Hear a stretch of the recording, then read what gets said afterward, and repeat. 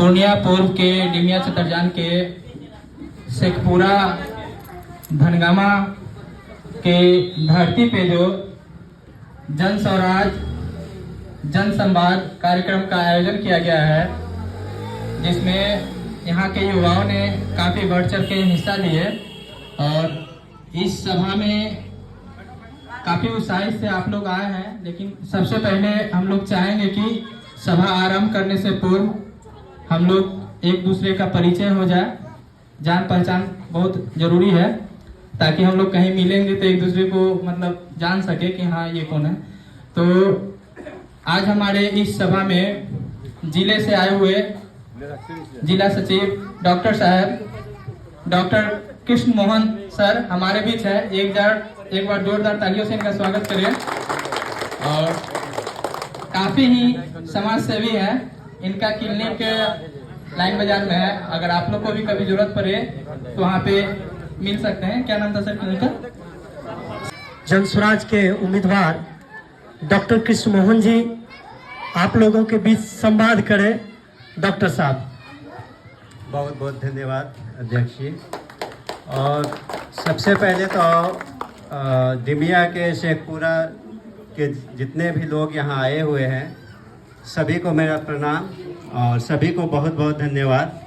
और ख़ासकर उल्फत जी हैं जिन्होंने ये मेहनत करके सबको बुलाया, उनको बहुत बहुत धन्यवाद।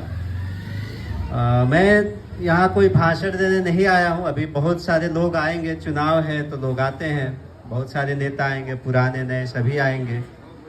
मैं अपने बारे में थोड़ा बता देता हूँ कि मेरा इससे पहले किसी भी पार्टी से कोई जुड़ा हुआ नहीं था। मैं कोई नेता नहीं हूँ। एक होता है ना कि जो शुरू से ही नेतागिरी करते हैं, तो मैं डॉक्टर हूँ। MBBS मैंने किया मद्रास मेडिकल कॉलेज से, चेन्नई से, और MD किया PGI रोहतक से। बिहार में जब से मतलब होश संभाला 12वीं के बाद MBBS और MD करने में बाहर ही रहा। यहाँ पे आया तो कहीं ना कहीं मन में रहता था कि जो बाहर के राज्य है, चाहे वो मैं चेन्नई तमिलनाडु से किया MBBS, हरियाणा से किया, तो वहाँ का जो विकास है मुझे लगा कि बिहार अभी 50 साल पीछे चल रहा है उससे। और इसका कारण क्या है वो समझना बहुत मुश्किल था, आखिर क्यों बिहार पीछे है। जबकि हम लोग पढ़ते थे जब बचपन में, तो आज़ादी के समय बिहार जो है देश के 10 टॉप 10 राज्य में से आता था।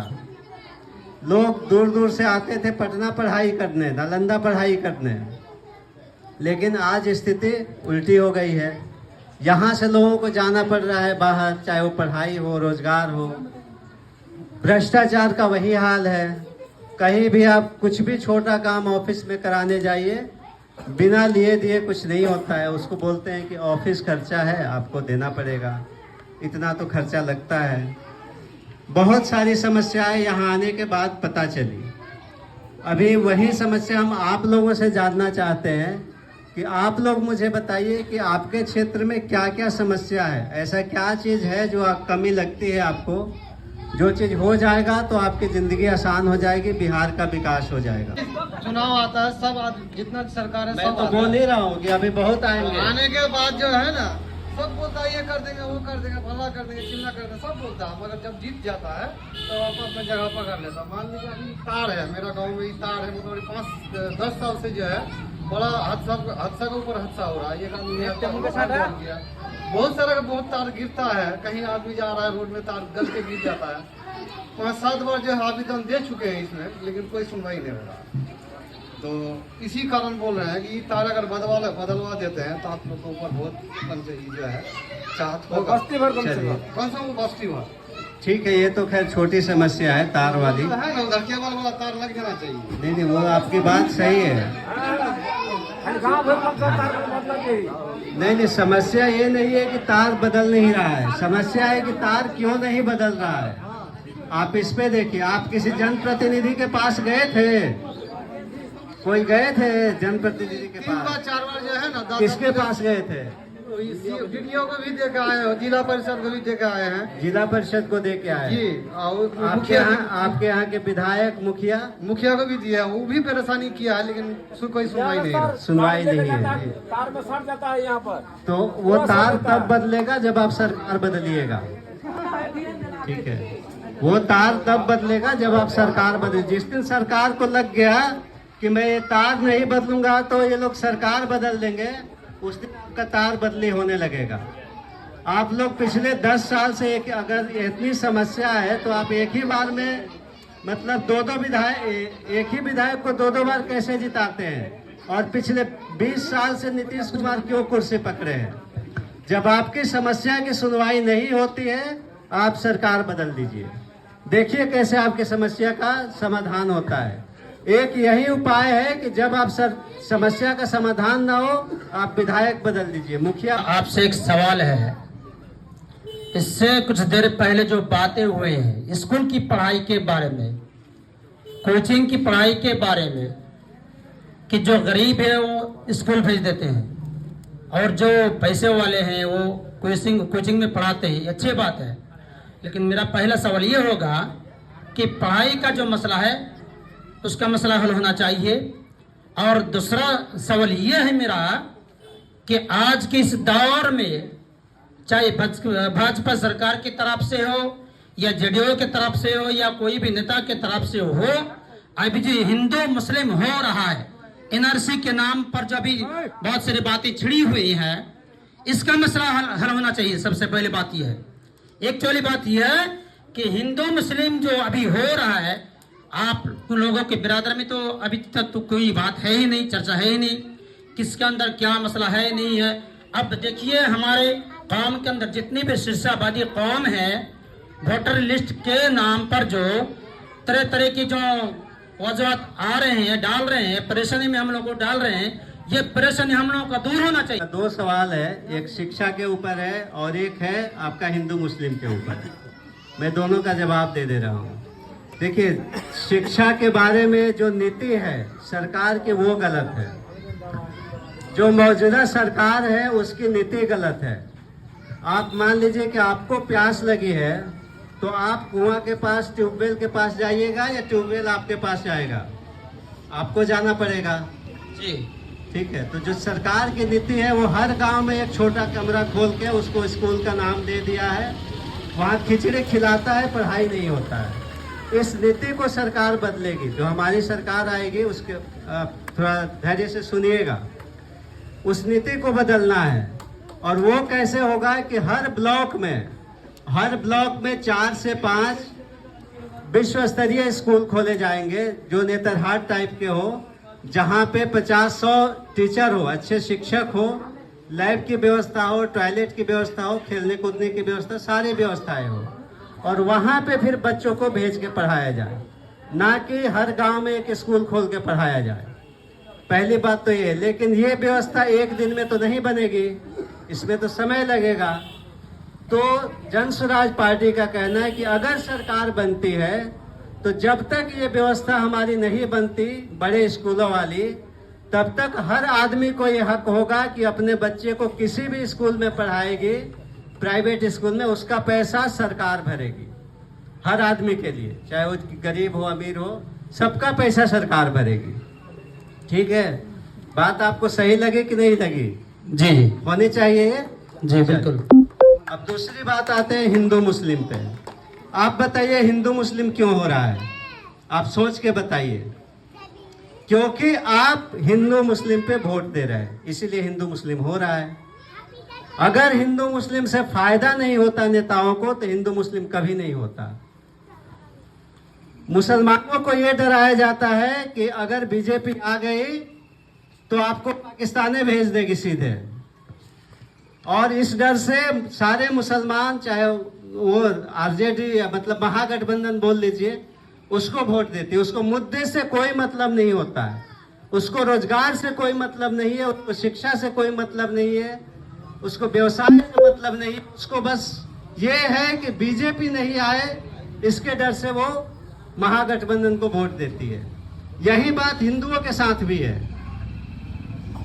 बीजेपी बोलता है कि हिंदू खतरे में है, जिस देश में 80% हिंदू है वहां पे बीजेपी बोलती है कि हिंदू खतरे में है, और हिंदू मान भी लेता है, उसको वोट भी दे देता है।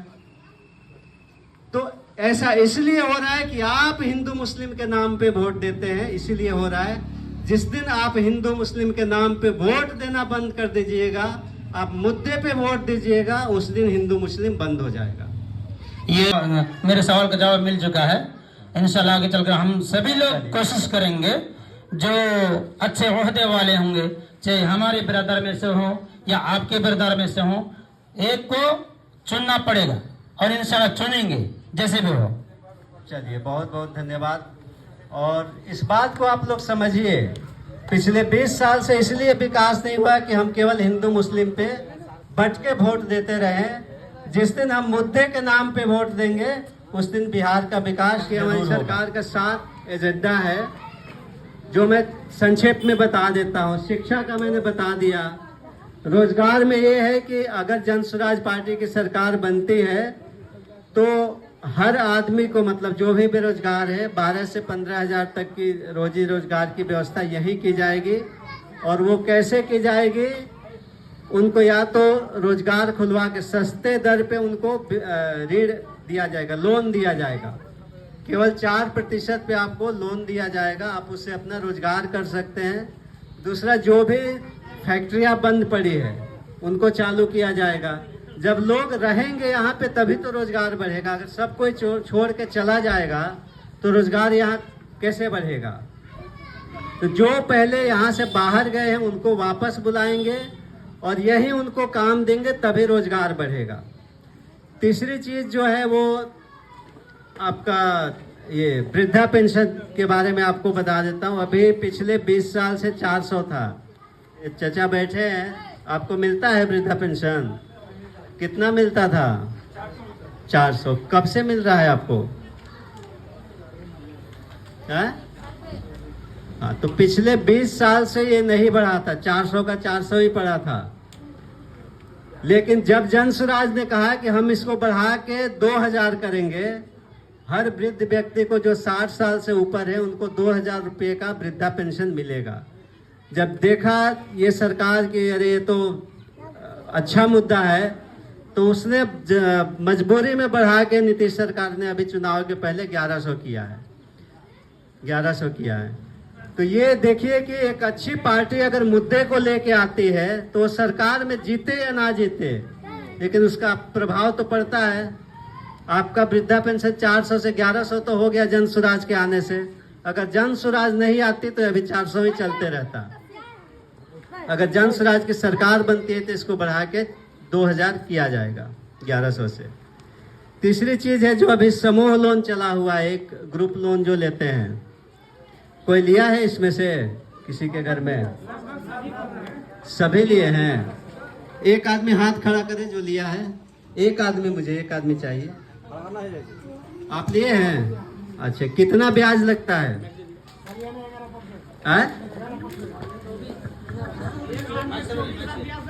नहीं, जोड़े हैं कभी कि नहीं जोड़े हैं, ये बताइए। सबसे बड़ी दिक्कत है कि लोग जोड़ते ही नहीं है कि कितना दिया और कितना लिया। उसमें 12% का नियम है, मतलब महीने का 1% का नियम है, लेकिन जोड़ के वो लोग 19% से लेके 24% तक लेते हैं। किसी से 19, किसी से 24, जो जैसा मुल्ला फंस जाए उस तरह से वो लोग ले लेते हैं। वहीं कोई अगर अमीर आदमी गाड़ी खरीदने जाता है, उसको कितना प्रतिशत पे लोन मिलता है? 8-9%, 9.5 बहुत हो गया। ठीक है, तो आप बताइए कि सरकार किसको लूट रही है, गरीब को कि अमीर को? गरीब को लूट रही है।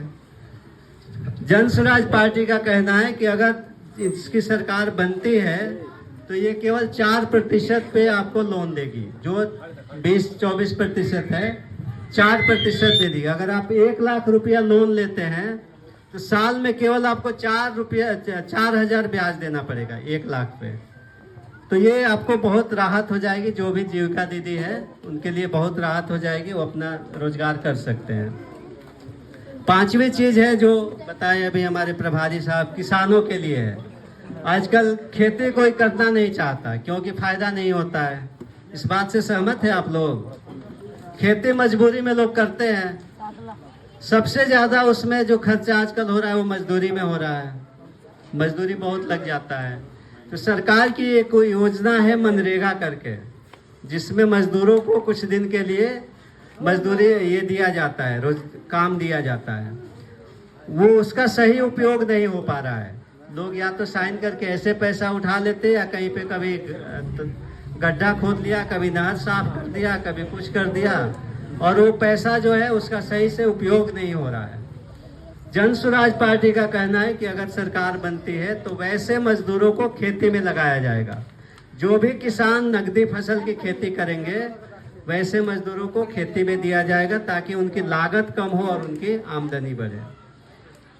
छठा जो चीज है वो भ्रष्टाचार के ऊपर बता ही दिया कि उस पर पूरा लगाम लगाया जाएगा। आपको कहीं से भी किसी को घूस लेने की जरूरत नहीं पड़ेगी। आप घुसखोरी का जड़ क्या है, आप कभी सोचे इस बात में? घुसखोरी का जड़ कहाँ से शुरू होता है?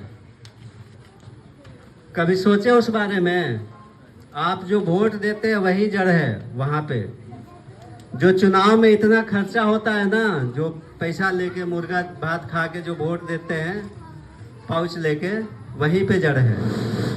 जो आदमी समझिए कि 4 करोड़ रुपया, मैं बोल लेता हूँ फिर आप बोलिएगा। जो उम्मीदवार अगर 5 करोड़ 10 करोड़ खर्चा करके अगर वो चुनाव जीतता है, बताइए विधायक की सैलरी कितनी होती है? खूब मिला के अगर खूब सारा भत्ता जोड़ दिया तो 2 से 3 लाख बहुत है। 1.5 लाख सैलरी है, ऊपर से कुछ मिलता है भत्ता, 75 सैलरी है, कुल 1.5 लाख मिलता है। तो आप बताइए कि वो 10 करोड़ 5 करोड़ कैसे खर्च करता है? अगर सैलरी 1.5 लाख है, आप जोड़िए 60 महीने में तो उसको 90 लाख रुपया मिलेगा सैलरी। तो खर्चा कर रहा है 4 करोड़ 5 करोड़, कोई तो बोरा भर के बैठा है कि मैं 10 करोड़ लुटा दूंगा। वो कहाँ से लाता है फिर? अगर वो खर्च करेगा 10 करोड़, 50 करोड़ पहले लूटेगा। पहले 50 करोड़ कहीं से भी वो घूस लेगा, कुछ भी लेगा, 50 करोड़ पहले वो लेगा ताकि उसको अगला चुनाव भी लड़ना है, खर्चा भी चलाना है। अब बताइए, आपका नेता अगर घूसखोर है तो अधिकारी को वो कभी डांट सकता है कि तुम घूस मत लो? अधिकारी तो जानता है कि ये कहाँ कहाँ से खाया है, सीधे बोलेगा तुम तो इतना खाते हो, मुझे तो इतना खाने दो। तो घुसखोरी वैसे कभी खत्म नहीं हुआ। इसीलिए कहते हैं कि आप लोग ईमानदारी से अगर वोट कीजिए, किसी को भी कीजिए, जो स्वच्छ छवि का हो उस आदमी को वोट कीजिएगा तो ये चीज बदल सकती है। लेकिन अगर ऐसे ही चलता रहा, वो नेता आपसे पैसा तो लेता नहीं है घूस। नेता किससे लेता है घूस? जो बड़ा बिजनेसमैन है उससे ले लेगा, बोलेगा ये सर्टिफिकेट लेना है तो इतना लो। आप कोई कॉलेज ही खोलना चाहता है, उससे कहेगा कि ले आओ 50 लाख, 50 लाख उससे ले लिया। अब कॉलेज वाला क्या करेगा? आपके बच्चे वहाँ पढ़ने जाएंगे तो जो फीस आपका 10,000 होना चाहिए वो लेगा 20,000। तो कौन भरा घुसखोरी का पैसा? आप भरे। घुसखोरी कहीं भी हो वो अल्टीमेटली आम जनता को भरना पड़ता है। इस बात को आप लोग दिमाग में बिठा लीजिए। ये नहीं कि कोई नेता अगर किसी डॉक्टर से अगर 5 लाख मांग लिया कि तुम 5 लाख रंगदारी लाओ, तो डॉक्टर अपने जेब से नहीं भरता है, वो डॉक्टर आप ही से लेगा। फिर फीस अगर उसका 200 है तो बढ़ा के 500 कर देगा, जांच का पैसा बढ़ा देगा, बेड चार्ज बढ़ा देगा। कौन भरा उसका पैसा? आप भरे। वो डॉक्टर का कुछ नहीं जाता है। लोग बहुत खुश होते हैं कई बार कि अरे वो फलाना उस बिजनेसमैन से इतना ले लिया। ये गलत धारणा है। आप लोग इस बात को जब तक नहीं समझिएगा समाज में सुधार नहीं आएगा। कोई भी बिजनेसमैन या कोई भी डॉक्टर अपने जेब से पैसा नहीं भरता है, अल्टीमेटली वो पब्लिक से ही लेता है और आप ही लूटते हैं। इस बात को जिस दिन आप लोग समझ जाइएगा उस दिन आप लोग अच्छे ईमानदार लोगों को वोट करने लगिएगा। कभी भी अगर कोई अच्छा आदमी खड़ा होता है, लोग बोलते हैं अरे ये नहीं चलेगा, ये कैसे जीतेगा, ये नहीं चलेगा। आप याद रखिए कि अगर एक अच्छा आदमी हारता है ना, तो 100 अच्छे आदमी का हौसला टूटता है, वो कभी राजनीति में नहीं आता है। इसीलिए राजनीति में सारे बेईमान और चोर भरे हुए हैं। यही बताने आए थे आप लोग कि ईमानदारी से वोट कीजिए, चाहे जिसको भी कीजिए। मैं कहीं जाके मैं नहीं बोलता आप जन स्वराज को वोट दीजिए या मुझे दीजिए या किसी को दीजिए। 2 चीज याद रखिए, आप एक तो मुद्दे पे वोट दीजिए कि मुझे क्या चाहिए। भाई मुझे स्कूल चाहिए, आप स्कूल बनवा के दोगे, हम आपको वोट देंगे। मुझे रोजगार चाहिए, आप रोजगार दोगे, हम वोट करेंगे। तो इस मुद्दे पे वोट दीजिए। और दूसरी चीज आप देख लीजिए कि इसका कैरेक्टर कैसा है। ये चोर बदमाश तो नहीं है, बहुत ज्यादा बेईमानी तो नहीं करता है। उसको वोट दीजिए जो ईमानदारी से काम करे, तब जाके आपकी समस्या सुधर जाएगी। जब अच्छे लोग आने लगेंगे, अच्छे लोग वहाँ विधानसभा में बैठने लगेंगे, वहाँ अच्छी नीतियाँ बनेगी, तो फायदा आप लोगों को होगा। वहाँ अगर चोर बदमाश गुंडे घुसखोर भरे रहेंगे, आप नाक रगड़ लीजिए, मैं नाक रगड़ लूँ, प्रशांत किशोर नाक रगड़ ले, कुछ नहीं बदलने वाला है। प्रशांत किशोर से याद आया, प्रशांत किशोर को जानते हैं? कोई नाम सुना है? जानते हैं? उस आदमी के बारे में मैं थोड़ा सा बता दूं, क्योंकि उसी से प्रभावित हो के हम आज यहाँ खड़े हैं, आप लोगों के बीच आए हैं। उनके पास पैसे की कोई कमी नहीं है। वो चुनावी रणनीतिकार है। शुरू में वो यूनाइटेड नेशन, मतलब अमेरिका आप लोग समझ लीजिए आम भाषा में, वहाँ काम किए। फिर इंडिया में आए तो चुनावी रणनीतिकार के तौर पे जाने जाते हैं। चाहे वो प्रधानमंत्री मोदी हो, ममता जी हो, नीतीश हो या केजरीवाल हो, सबको उन्होंने चुनाव जीतने में मदद की रणनीति के तहत पे। लेकिन देखा कि हम जिसको जिताते हैं वही पलट जाता है। फिर उनको लगा कि एक तो बिहार पिछड़ा है, वो चूंकि बिहार के ही रहने वाले थे, तो सोचे कि क्यों ना हम बिहार में ही आके अपना काम करें। उस आदमी के पास जितना पैसा चाहे वो मोदी से ले ले, केजरीवाल से ले ले, ममता से ले ले। चाहता तो जिंदगी भर ऐश की जिंदगी गुजार सकता था। लेकिन वो आदमी पिछले 3 साल से 5,500 गाँव का पैदल दौरा किया, केवल ये देखने के लिए कि समस्या कितनी है। और फिर उनको लगा कि जितनी समस्या हम सोचते हैं उससे कई गुना समस्या बिहार में है। यही सोच के उन्होंने एक अभियान शुरू किया, जन स्वराज अभियान। पहले पार्टी नहीं थी ये, पहले अभियान था कि हम अच्छे लोगों को जोड़ते हैं। और इसमें देखिएगा, इसका लोगो है सही लोग, सही सोच और सामूहिक प्रयास। पहले हम सही लोगों को जोड़ते हैं, सही सोच वाले लोग को जोड़ते हैं, और उनके सामूहिक प्रयास से हम समाज में बदलाव करेंगे। लेकिन ये केवल अभियान चला के संभव नहीं था। इसीलिए पिछले साल उन्होंने पार्टी बनाई और बोला कि जब तक हम सरकार पे दबाव नहीं बनाएंगे तब तक इस समस्या का हल नहीं होगा। इसीलिए उन्होंने पार्टी बनाई और आज ये पार्टी पूरे बिहार में चुनाव 243 सीटों पे चुनाव लड़ रही है। आप लोग, मैं चाहूँगा कि आप लोग एक बार इस पार्टी के बारे में जानिए, इसके बारे में पढ़िए, मोबाइल में देखिए। बहुत सारे यूट्यूब लोग यहाँ चलाने वाले हैं। और अच्छा लगे, अगर उनके विचार अच्छे लगे, पार्टी के लोग अच्छे लगे, तो आप लोग जरूर इसको सहयोग कीजिए। जैसा कि प्रभारी साहब ने बताया कि अगर लगता है फिर भी कि इस पार्टी से भी कोई गलत उम्मीदवार खड़ा है, उसको आप लोग वोट मत दीजिएगा। चलिए, बहुत बहुत धन्यवाद। आप लोगों ने बहुत सुना। वो कुछ बोलना चाहते हैं हमारे साहब, बताइए। मैं ये कहना चाहता हूँ, मैं इससे पूरा 12 नंबर वार्ड का पंच हूँ। मेरा सवाल ये है, चाहे वो बीजेपी का लोग हो, चाहे आरजेडी का लोग हो, चाहे कांग्रेस का लोग हो, मैं कांग्रेस का अध्यक्ष हूँ यानी सदस्य हूँ। हमको एक ही चीज़ का ध्यान करना चाहिए, हम सरसावादी मुसलमान 10 रुपया में बिक जाते हैं। जब बिकाव को छोड़ देंगे ना, तो मेरा वोट को सलाम करने के लिए हर इंसान आएगा। हम बिकने वाले से हैं, इस कारण हमारा इज्जत नहीं होता है। हम बिकाव को बंद कर ले, फिर हमारा इज्जत होगा। इस कारण जो 947 वोट मेरे वार्ड में है, अगर हमने चाह लिया, जो हम जेडीओ को देंगे तो जेडीओ को देंगे, आरजेडी को देंगे तो आरजेडी को देंगे, यानी जनसुराज पार्टी को देंगे तो उन्हीं को देंगे, या बीजेपी को देंगे तो उसी को देंगे। बीजेपी वाले को गाड़ी आता है, बगल में 100-150 वोट है, उनके घर में जाके गाड़ी रोकता है, 3 घंटा 5 घंटा वो अपना फैक्स बना के जाता है। हमने देखा हमारे लॉकडाउन का समय में, हमारा नोटबंदी का समय में ऐसा समस्या आया कि हमारे पूरे मोहल्ला को 4 घर अदर कास्ट ने जो है हिस्सा कर लिया घर द्वार को। लेकिन ऐसा क्षमता शेखपुरा का सरजमीन में होने के लिए माइका लाल दूसरा पैदा लेना होगा। तो हमको भी ध्यान करना होगा, जब हम खास करके जो है दूसरे को दोष काहे लगा रहे हैं, दूसरे के कंधे में क्यों चल रहे हैं। हमको भी अपना वोट को कीमत बढ़ाना है, जिसका पाछे चलना है, एक तरफा चलना है। देखिए तो मेरा खातिर होता है कि नहीं, लेकिन ऐसा काम को नहीं होने देता है। इसलिए कि जो है कहने का बहुत कुछ है, हमारा मौलाना बहुत कुछ बोला, उस चीज़ में अगर जाते हैं तो बहुत कुछ टाइम लगेगा। और हम लोग नमाज पढ़ने वाले से आदमी है, अजान भी हो गया। मेरा जो है एक ही सवाल है, इस बस्ती में जो है एक लाइन आज मोटा मोटी 2 साल से यहाँ तार कट जाता है, वहाँ तार कट जाता है, उनको देखने वाला कोई नहीं है।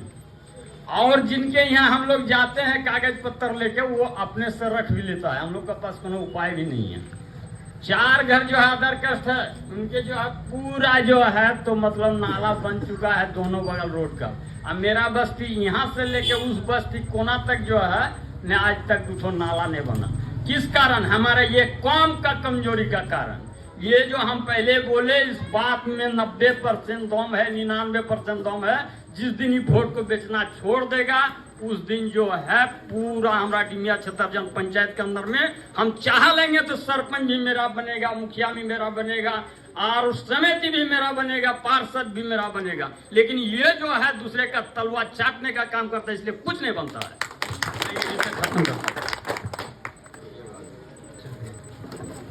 रंजित